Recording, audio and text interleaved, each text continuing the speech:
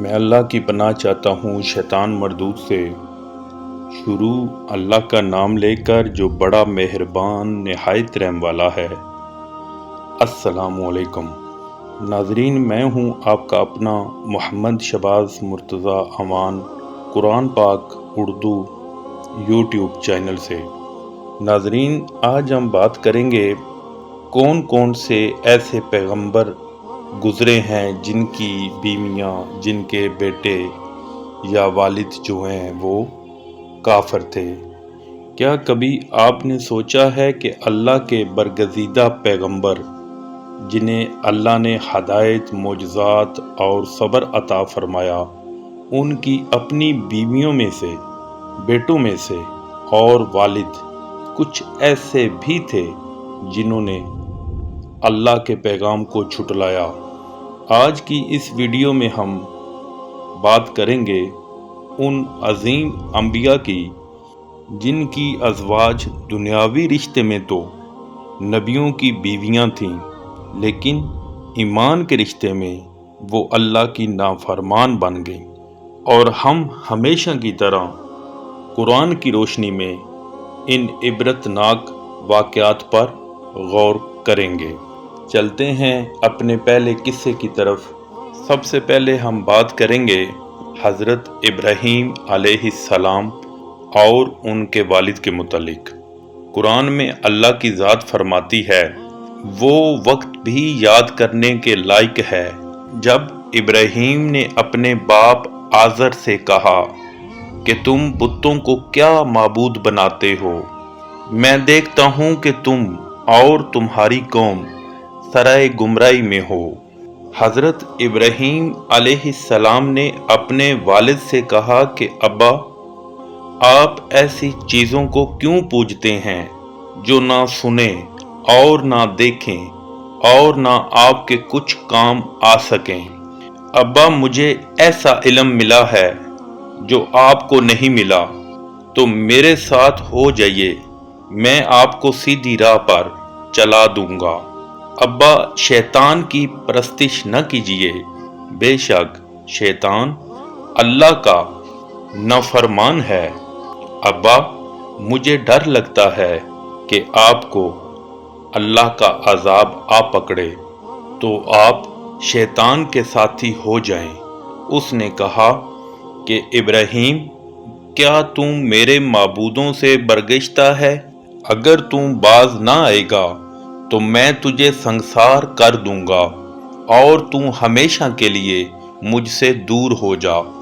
حضرت ابراہیم علیہ السلام نے سلام علیک کہا اور کہا کہ میں آپ کے لیے اپنے پروردگار سے بخشش مانگوں گا، بے شک وہ مجھ پر نہایت مہربان ہے، اور میں آپ لوگوں سے اور جن کو آپ اللہ کے سوا پکارا کرتے ہیں ان سے کنارہ کرتا ہوں اور اپنے پروردگار ہی کو پکاروں گا۔ امید ہے کہ میں اپنے پروردگار کو پکار کر محروم نہیں رہوں گا۔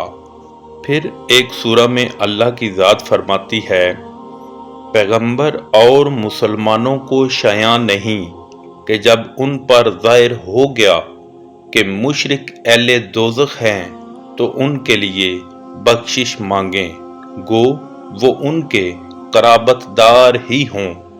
ناظرین، ادھر میں آپ کو بتاتا چلوں کہ حضرت ابراہیم علیہ السلام کا اپنے والد کے لیے بخشش مانگنا صرف وعدے کی بنا پر تھا جو حضرت ابراہیم علیہ السلام نے اپنے والد سے کیا تھا۔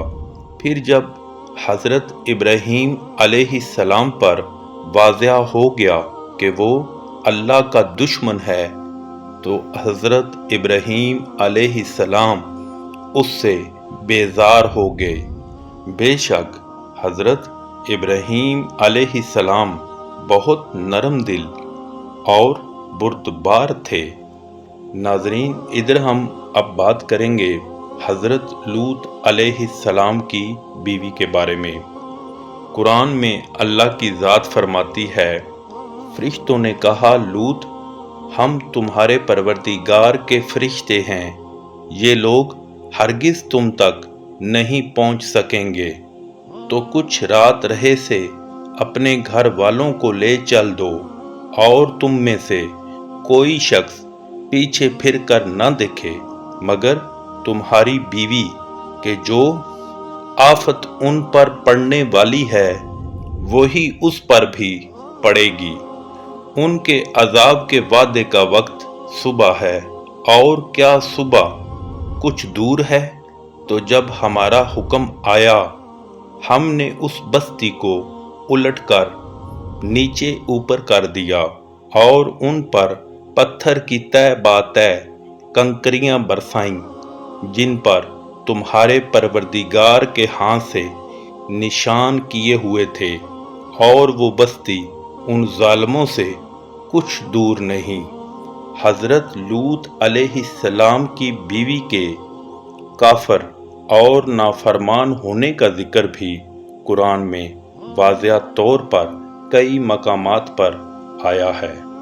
ناظرین، اب ہم چلتے ہیں حضرت نوح علیہ السلام کے بیٹے کی طرف۔ قرآن میں اللہ کی ذات فرماتی ہے، حضرت نوح علیہ السلام نے اپنے بیٹے کو کہ کشتی سے الگ تھا پکارا کہ بیٹا ہمارے ساتھ سوار ہو جا اور کافروں میں شامل نہ ہو۔ اس نے کہا کہ میں ابھی پہاڑ سے جا لگوں گا، وہ مجھے پانی سے بچا لے گا۔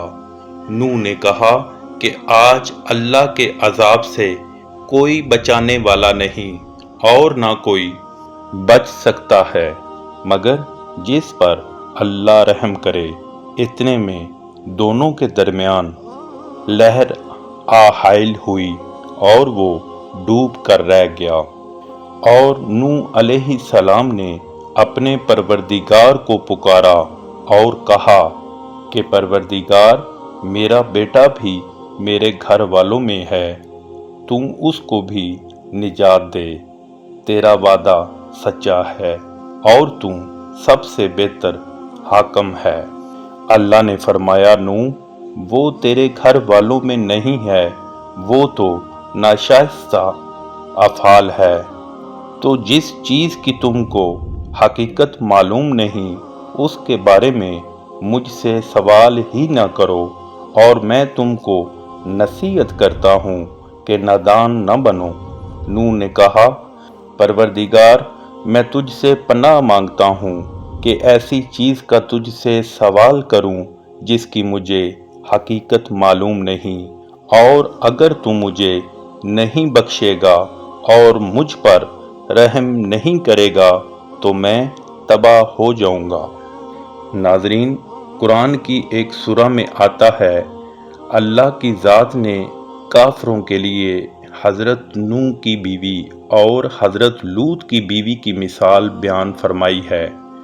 دونوں ہمارے دو نیک بندوں کے گھر میں تھیں، اور دونوں نے ان سے خیانت کی، تو وہ اللہ کے معاملے میں ان عورتوں کے کچھ بھی کام نہ آئے، اور ان کو حکم دیا گیا کہ اور داخل ہونے والیوں کے ساتھ تم بھی دوزخ میں داخل ہو جاؤ۔ ناظرین، اب ہم بات کریں گے فرعون، جو کہ ایک جابر اور اللہ کا نافرمان اور نعوذ باللہ خدائی کا دعویٰ کرنے والا، اس کی بیوی آسیہ کے بارے میں ہم ذکر کریں گے۔ قرآن میں اللہ کی ذات فرماتی ہے، مومنوں کے لیے ایک مثال تو فرعون کی بیوی کی بیان فرمائی کہ اس نے اللہ سے التجا کی کہ اے میرے پروردگار، میرے لیے بہشت میں اپنے پاس ایک گھر بنا، اور مجھے فرعون اور اس کے اعمال سے نجات بخش، اور ظالم لوگوں کے ہاتھ سے مجھ کو مخلصی عطا فرما۔ فرعون کی بیوی آسیہ ایمان لے آئی تھیں، اور فرعون کے ظلم کے باوجود اپنے ایمان پر قائم رہیں۔ ان کا شمار جنت کی خواتین کی سرداروں میں ہوتا ہے۔ ناظرین، آج کے واقعات کی تھوڑی سی مثالیں میں آپ کے سامنے پیش کروں گا۔ اللہ رب العزت کے ہاں نسبت اور رشتہ داری کی کوئی حیثیت نہیں جب تک کہ ایمان اور عمل صالح نہ ہو۔ اللہ نے ہمیشہ قرآن میں واضح کر دیا کہ نہ باپ کسی کے کام آئے گا، نہ بیٹا، نہ بیوی اور نہ خاندان۔ ہر شخص اپنے عمل کا خود ذمہ دار ہے۔ کہ آپ خود اندازہ لگا لیں، حضرت نوح علیہ السلام کی بیوی بیٹا نبی کے گھر میں رہنے کے باوجود ایمان نہ لائے اور قرآن نے انہیں کافروں میں شمار کیا۔ حضرت لوط کی بیوی نبی کی شریک حیات ہونے کے باوجود اہل عذاب میں شامل ہوئیں۔ حضرت ابراہیم علیہ السلام کے والد آزر نبی کا باپ ہونے کے باوجود مشرک کافر تھا اور جہنم کا مستحق قرار پایا۔ فرعون کی بیوی آسیہ سب سے بڑا کافر فرعون کی بیوی ہونے کے باوجود ایمان لے آئیں اور اللہ نے انہیں مومن عورتوں کے لیے مثال بنا دیا۔ یہ سب مثالیں چیخ چیخ کر ہمیں یہ پیغام دیتی ہیں، اللہ کو نہ نسب سے غرض ہے، نہ حسب سے، نہ رشتہ داری سے اور نہ منصب سے۔ اللہ کو بس ایمان، اخلاص اور عمل صالح سے سروکار ہے۔ لہذا اگر کوئی شخص کسی نبی، رسول، ولی یا صالح کے گھرانے سے تعلق رکھتا ہے تو یہ اس کے لیے کوئی ضمانت نہیں کہ وہ جنتی ہے، اور اگر کوئی اللہ کا سچا بندہ ہے تو وہ کفر کے ایمان میں بھی آسیہ بن کر جنت کا مقام حاصل کر سکتا ہے۔ ہر انسان اپنی نجات کا خود ذمہ دار ہے۔ قیامت کے دن نہ کوئی شفاعت کام آئے گی بغیر اللہ کے اذن کے، نہ کوئی رشتہ۔ اللہ کی ذات فرماتی ہے، کوئی جان کسی دوسری جان کا بوجھ نہیں اٹھائے گی۔ یہی وجہ ہے کہ اگر پیغمبروں کی اولاد، بیویاں یا والد گمراہ ہو سکتے ہیں تو کسی ولی اللہ کے مرید یا خاندان کا فرد بھی گمراہ ہو سکتا ہے۔ اسلام کی اصل روح یہ ہے، ہر انسان اپنے اعمال کے مطابق جزا یا سزا پائے گا۔ ناظرین، آج کے لیے اتنا ہی۔ تو اللہ پاک کی ذات ہم سب کو نیک اعمال کرنے کی توفیق عطا فرمائے اور اپنے حقیقی اللہ کی عبادت کرنے کی، اس کے آگے جھکنے کی، اسی سے مانگنے کی توفیق عطا فرمائے۔ دعاؤں میں یاد رکھیے گا، انشاءاللہ بہت جلد اگلی ویڈیو میں ملاقات ہوگی۔ دعاؤں میں یاد رکھیے گا۔ اللہ پاک آپ سب کو اپنے حفظ و ایمان میں رکھے۔ گزارش آپ سے ہمیشہ کی طرح چینل کو سبسکرائب کریے گا، ویڈیو کو لائک شیئر ضرور کیجیے گا تاکہ آئندہ آنے والی ہر ویڈیو کا نوٹیفیکیشن آپ کو مل سکے۔ جزاک اللہ، اللہ حافظ۔